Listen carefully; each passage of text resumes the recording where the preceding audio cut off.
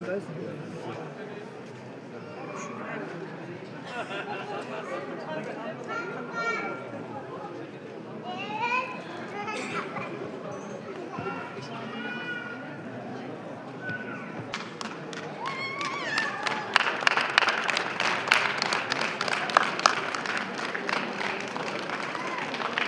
ver, neme? Eline kızmatın arlagan dostlar.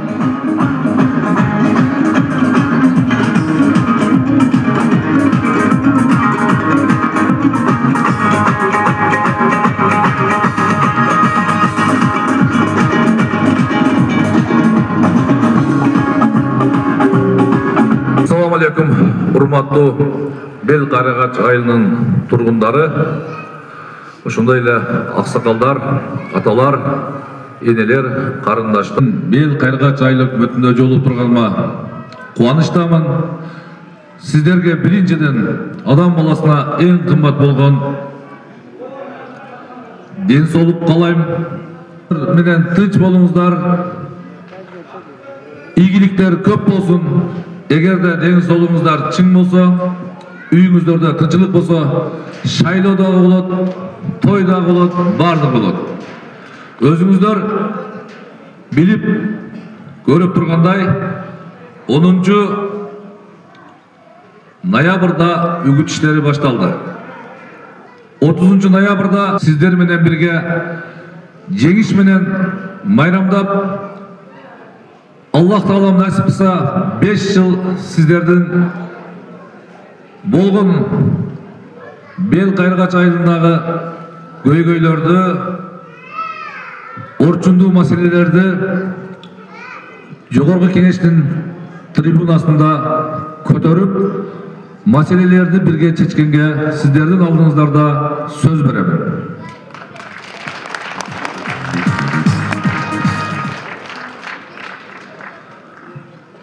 Көрсөң көз конат дегендей мындай кылып кандидат менен жолугалы деп активдүү ушунда келгениңиздер кандидат үчүн демине дем, күчүнө күч болот. Чындыгында толкунданып турам, сиздерди көрүп, колдоону көрүп, бул колдоо мен үчүн сиздердин мага берген чоң ишениңиздер деп мен кабыл аламын.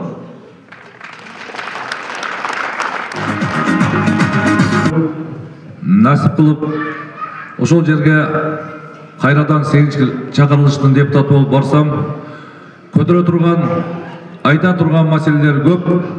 Эл өкүлүн билесиздер. Айтып тургандай, эл өкүлү эл менен өкмөттүн ортосундагы көпүрө.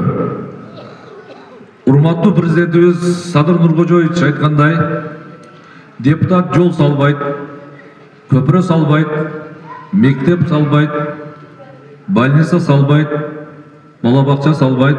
Бирок ошол жактагы өкмөт мүчөлөрүнө жана тийиштүү министрликтерге кайсыл жерде суу жок, кайсыл жерде суу проблемасы бар, кайсыл жерде балабакча проблемасы бар, кайсыл жерде жол маселеси оор, кайсыл жерде мектептердин шарты жок, кайсыл жерде больница же ФАП маселеси бар болгон болсо, сиздер менен биргеликте, сиздердин кайрылууңуздар менен Кудай кааласа, ошол трибунадан айтылып, тиешелүү министрликтерге тапшырманы берип, ошону көзөмөлдөп тура турган депутат болот.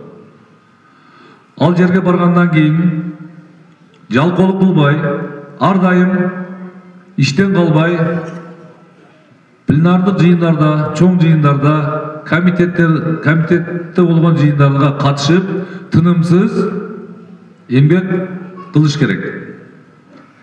Мен сиздерге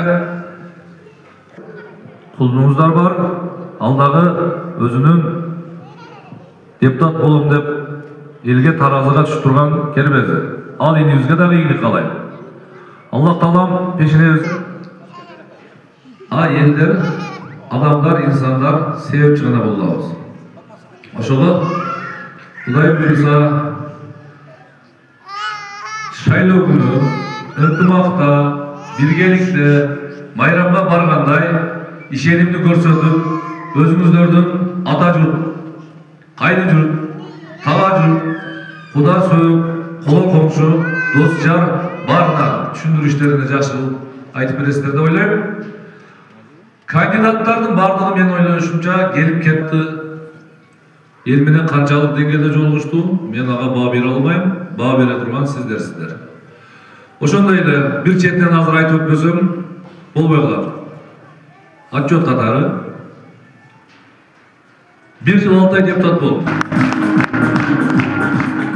Депутат айылын билесиздер, разрез алмалык көмүр кен болгон, поселок алмалык деп Ош шаарына карап турган бир убакта Союз мезгилинде бул жерде иштеген аталарыбыз болсо керек, эжелерибиз, карындаштардын ошол жактан үйлөрү болушу мүмкүн.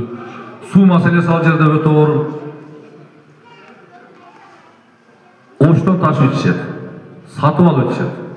Дегенде аракет кылып 116 миллион сом айыл чарба министрлигинин суу чарба департаментинин 2015 жылы плана киргизилгенден жылып отуруп, азыркы кече депутат болуп баргандан кийин тиешелүү министрликтерге, жол министрлигине кайрылып, каттар жазып, трибуналардан айтып отуруп, ал жолубузда Куда калса асфальт болот. Андан Үчбай деген айыл бар, Үчбайлыктар бар болушун, Куда сөйгөнүздөр бар. Ош бияктан барганда 10 миллионде жаңы мектеп салынып, эски курулушу менен өтө сонун бала бакчанын рахметтери бүттү, барды. Жогорку кеңеш таркатып калгандан кийин кайра ошон үчүн коркпой 1,5 жылда себепчи болгон иштер. Бардыгына кайдыгер караган жокмун. Ар бир шай жогорку кеңешке барган мен бир дагы шайлоочуну мен күттүрүп койгон жокмун. Жүзүм жарык деп эсептейм. Каласа Алла буйруп насип кылды, дагы кайра күч кубат сиздерге берсин. Дагы кайра бир жолу ишеним берип туруп, бул сапар мен өтө чоң үмүтүм чоң. Мен кайрага чайлоо өкмөтүндө ал сиздерде көйгөйлүү маселелерге чыныңыз менен элдин Союз мезгилинде салынган ушул сиздерден сураны комплиментке киргизип бериңиздер деп быйыл айтышкан. Бирок жогорку кеңеш таркап калды. Куда калса баргандан кийин ушул иштер менен бардык тизмекте болуп, мен билем бул жердеги көйгөйлөрдү. Эми майда чүйдө тамалыгынын жетекчиси Каныбек Тургунбекович менен сүйлөшкөнмүн. Бир жолу маселени көтөрүп калдым. Жаңы Ката өкмөтүндө 38 000 калк бар. Бир үйдө 3-4 келин отурат, алла ажырашат, аркасы үйлөнүп атат деп айтсам, күлөт чалып. Неге зылдатып атасың? Нокатта башка иш кылбай атасыңар деп. Бизде де баракасын берип атат, эл көбөйтөт. Сен мына биз азыр карап атабыз дейт, ар бир айыл өкмөттө ошо ылайыктуу жерлерин карап атабыз, канализация маселесин карап атабыз.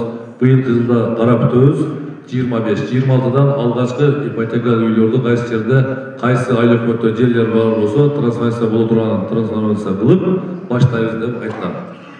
Жер маселе азыр чындыгында бардык жерде компьютерден алган жокпуз, бирөөдөн сатып алган жокпуз. Мен өзүм кеңешчилерим менен, жардамчыларым менен биргеликте, консультанттар менен биргеликте отуруп, айылыбызда кандай көйгөйлөр бар, кайсыны аткара алабыз деп кыска кылып туруп жазып тагдыр бердиңерби?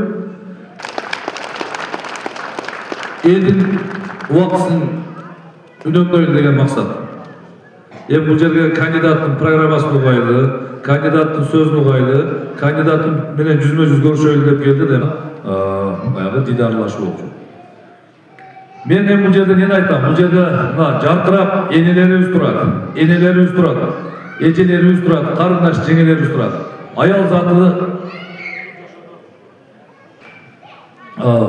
энелерибиз турат, эжелерибиз турат. Аял затын аздектеш биздин милдет. Аял затынын канчалык аздектесек, канчалык аял затынын көңүл үйдө эң чоңмун, 5 уулбуз.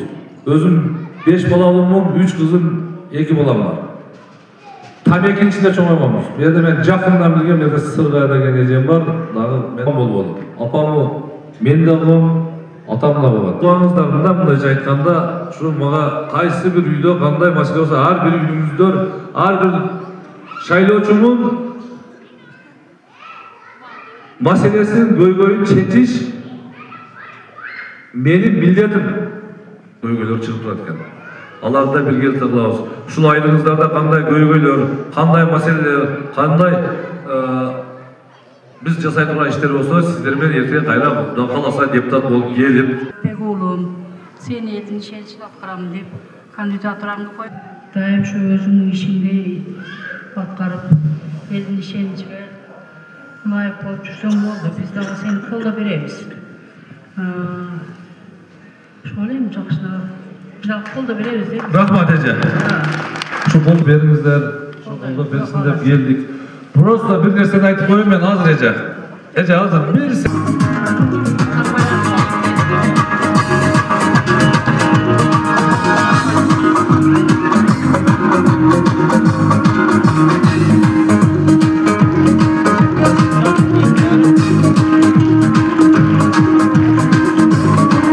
Sarpayın, Cıldız'ın canı kulak varsa çekip çıkmasın. Rahmat, aytkanınız gelsin. Жарқырап тосып алганына келгенден анан кишиге аз келген болсо жанагы Elдің каймактары неме үчүн мынча көп келди десем, депутат жайы экен. Бая, куш келипсиң Сабатбек. Ömrüң uzun bolsun, rızkın bilen bolsun. Bayatan beri ma sözüңdü ugup, ululuk, anan jan gözüň aytkanday bir namıstangan jigit kılat, bir işke jarayt. Bizde hurmatlap sıylap gelip biz menen kengeship turabız. Bu özüň aytganda 11 kandidat bar eken. 11-ing şu elge yurtqa hizmet kılam dep niyet kılıp atıptı. Birösü bunday bolsun, ekincisi bunday bolsun dep biz aytsak to'g'ri emas bolat. Bardyk kandidat şu elge hizmet kılaversin. Anan emi mına yerde bir top meselelerde aytıştı. Bir ekitası sal neme olup kaldı da ona pasobe bermey koygan haklar öte pro. Anan keyin 5 yıl sonra